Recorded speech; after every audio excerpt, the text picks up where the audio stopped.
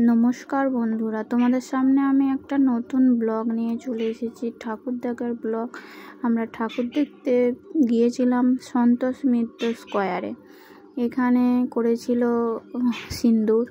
দেখো তোমরা অনেকেই এখানে এসেছিলে, আমি জানি, আমিও গিয়েছিলাম। প্রচুর ভিড় হয়েছিল, তবুও একটা মানে ঐতিহাসিক জিনিস তুলে ধরেছে বলে তার জন্য আমরা একটু কষ্ট হলেও তবুও দেখতে গিয়েছিলাম। যদিও বা প্রচুর লোকের সমাগম হয়েছে, আর সত্যিকারের দেশমাতার উপলক্ষে যে থিমটা ওরা তুলে ধরেছে প্রচুর ভালো লেগেছে, প্রচুর সুন্দর হয়েছে, সত্যি কথা যেটাই। আর তোমাদের সামনে আর একটা নিয়ে চলে এলাম, যেখানে যেখানে ঠাকুর দেখতে গিয়েছি সেখানে একটু ভিডিও করে নিয়েছি, সেই ব্লগ ভিডিও তোমাদেরকে শেয়ার করলাম। তোমরা স্কিপ না করে পুরো ভিডিওটা দেখো।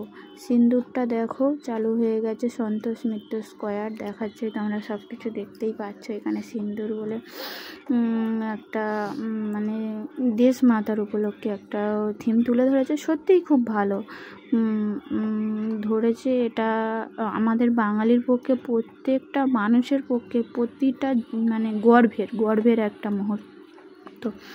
তার জন্য আমরা দেখতে গিয়েছিলাম, কিন্তু ভালো করে ক্যামেরাটা তো ধরতে পারছিলাম না, কারণ প্রচুর হাত কাঁপছিল। কারণ হাত কাঁপারই কথা, এপার দিয়ে ঠেলা মারছে, ওপার দিয়ে ঠেলা মারছে। তোমরা পুরো ভিডিওটা স্কিপ না করে পুরো ভিডিওটা দেখবে। অবশ্যই লাইক কমেন্ট শেয়ার করবে, আর ভালো লাগলে অবশ্যই তোমরা কমেন্ট করবে। পুরো ভিডিওটা দেখতে থাকো আমার সাথে।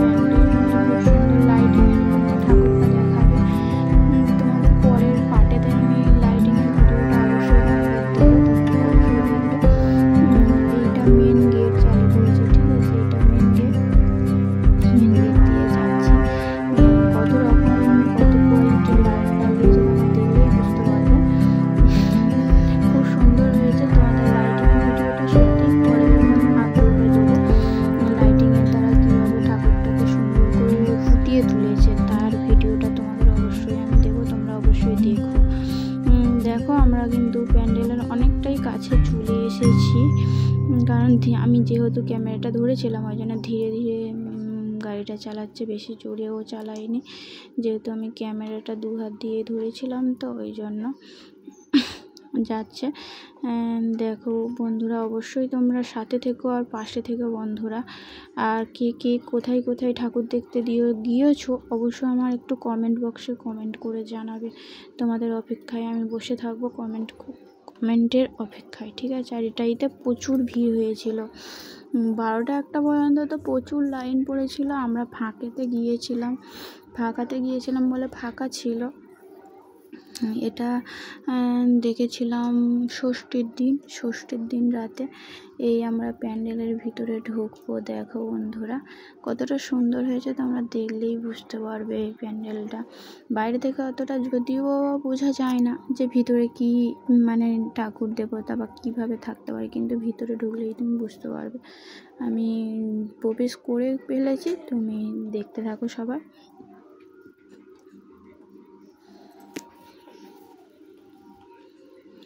দেখো বন্ধুরা চলে এসেছি এখানে। লাইটিংয়ের ওপর দিয়ে সব কিছু দেখো কত রকম লাইটিং লাগাচ্ছে। এগুলো সবাই মানে ওরা সব মানে চালু করে দেখছিল। এখানে ফিটিং করার পরে এটাকে দেখছিল কেমনভাবে কি করতে হবে, কারণ লাইটিংয়ের মাধ্যমে ঠাকুরটাকে সৌন্দর্য ফুটিয়ে তুলবে। এটা ওপরের পোর্শনের প্যান্ডেলের, দেখতে পাচ্ছ।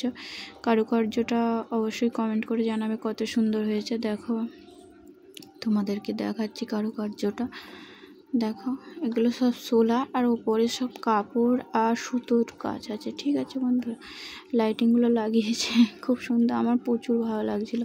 কারণ এগুলো বিসর্জনে লাগানো হয়, আমাদের এখানে বিসর্জনে ড্যান্স করার জন্য এই লাইটিংগুলো লাগানো হয়। এরা ফিটিং করছে তো লাইটিংগুলো, ওই জন্য একবার করে চালু করছে বন্ধ করছে।